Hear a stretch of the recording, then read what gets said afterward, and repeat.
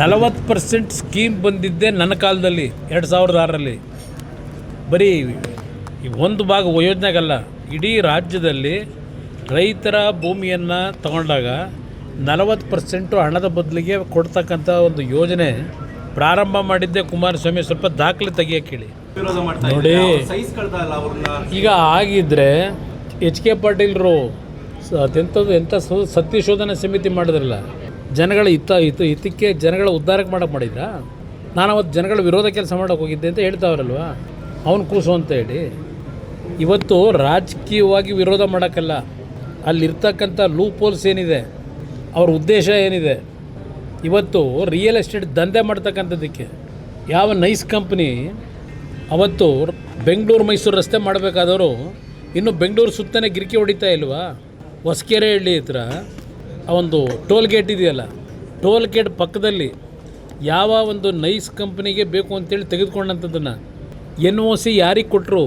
ಅಲ್ಲಿ ಕಟ್ತಾವ್ರಲ್ಲ building, ಅಟ್ಯಾಚ್ಡು high-rise building ಬಂದಿದೆಯಲ್ಲ, ನೋಡಿ ಅಲ್ಲಿ ಹೋಗಿ ಎಷ್ಟು ಕಟ್ಟಿದ್ದಾರೆ. ಅದೇನು ಬಡವರಿಗೆ ಕೊಟ್ಟಿದ್ದ ಅದು NOCನ? ನೈಸ್ ಕಂಪ್ನಿಯವರು ಯಾರಿಗೆ ಕೊಟ್ಟರು ಅಂತಕ್ಕಂಥದ್ದನ್ನು ಇಡಕ್ಕೆ ಹೇಳಿ ಜನಕ್ಕೆ. ಅದಷ್ಟೇ ಅಲ್ಲ, ಸರ್ಕಾರದ ದುಡ್ಡಿನಲ್ಲಿ ಈಗ ಕಟ್ತಾವ್ರಲ್ವ, ಆ ಜಾಗ ತಗೊಂಡು ನೈಸ್ ಕಂಪ್ನಿಗೆ ಅಂತ ಮೊದಲು ತಗೊಂಡು ಅದನ್ನು ಡಿನೋಟಿಫೈ ಮಾಡಿಸ್ಕೊಂಡು ಕಟ್ತಾವ್ರಲ್ಲ ಈಗ NOC ತಗೊಂಡು ನೈಸ್ ಕಂಪ್ನಿಯಿಂದ. ಆ ರೋಡ್ಗಳು ಪಕ್ಕದಲ್ಲಿ ಚಿಕ್ಕ ರೋಡ್ಗಳು, ಅದನ್ನು ಸರ್ಕಾರದ ದುಡ್ಡಿನಲ್ಲಿ ವೈಡನ್ ಮಾಡೋಕೆ ಹೊರಟವ್ರೆ. ಆ ಬಿಲ್ಡಿಂಗ್ಗಳಿಗೆ ಅನುಕೂಲ ಮಾಡ್ಕೊಳ್ಳೋಕ್ಕೆ, ರೈತರಿಗೆ ಅನುಕೂಲ ಮಾಡೋಕೆ ಮಾಡ್ತಾವ್ರೆ.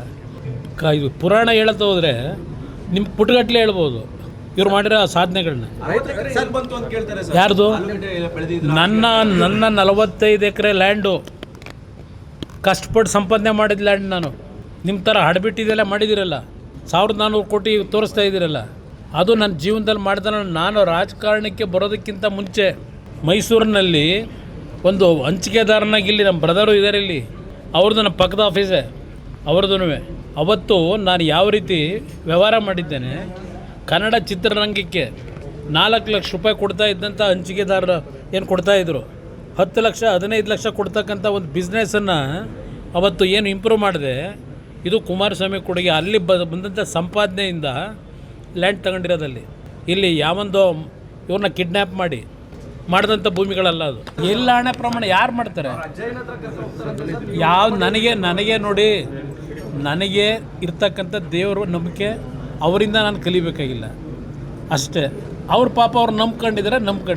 ರೈತರ ಪರವಾಗೋಸ್ಕರ ಈ ಯೋಜನೆ ಕೈ ಬಿಟ್ಟಿದ್ದೀವಿ ಅಂತ ಹೇಳಿದ್ರೆ ಹಣೆ ಪ್ರಮಾಣ ಮಾಡಿ ಅಂತ ಸರ್. ಅಂದರೆ ನೀವು ರೈತರಿಗೋಸ್ಕರ, ನಾನು ರೈತರ ಪರವಾಗೋಸ್ಕರಲೇ ಅವತ್ತು ಸುಮ್ಮನಾಗಿದ್ದಿಲ್ಲದೆ ಇದ್ದಿದ್ರೆ ಎರಡನೇ ಬಾರಿ ಮುಖ್ಯಮಂತ್ರಿ ಆಗಲಿಲ್ವಾ? 14 ತಿಂಗಳಿರಲಿಲ್ವಾ? ಅವತ್ತೇ ಮಾಡುವೆ. ನನ್ನ ಕೈಲಿ ಇರಲಿಲ್ವ ಅಧಿಕಾರ? ಮುಖ್ಯಮಂತ್ರಿ ಆಗಿದ್ದೆ. ರೈತರಿಗೆ ತೊಂದರೆ ಕೊಡಬೇಕು ಅಂದರೆ ಮಾಡ್ಬೋದಾಗಿತ್ತು. ಅವತ್ತು ನಾನು ಮಾಡಲಿಲ್ಲ. ಅದನ್ನು ಯಾಕೆ ಮಾಡಲಿಲ್ಲ? ಎರಡನೇ ಬಾರಿ ನಾನು 14 ತಿಂಗಳಿಂದಲ್ಲ ಮುಖ್ಯಮಂತ್ರಿ ಆಗಿ ಮಾಡ್ಬೋದಾಗಿತ್ತಲ್ವ ನಾನು? ಯಾಕೆ ಮಾಡಲಿಲ್ಲ? ಅವರು ಸೆಳೆಯೋದು ಮೊದಲು ನಿಲ್ಸಕ್ಕೆ ಹೇಳಿ. ನಮ್ಗೆ ಆಸಕ್ತಿ ಇದೆಯಾ? ಅವ್ರಿಗೆ ಮ್ಯಾಗ್ನೆಟ್ಟು ಎಲ್ಲ ಅವ್ರು ಇಟ್ಕೊಂಡವ್ರೆ. ನಮ್ಮ ಮ್ಯಾಗ್ನೆಟ್ ಇಲ್ಲ. ಏನು? ಯಾರಿಗೆ? ಯಾವ ಶಾಸಕರಿಗೆ ಯಾರಿಗೆ ಮಾತಾಡಿದ್ದೀನಿ?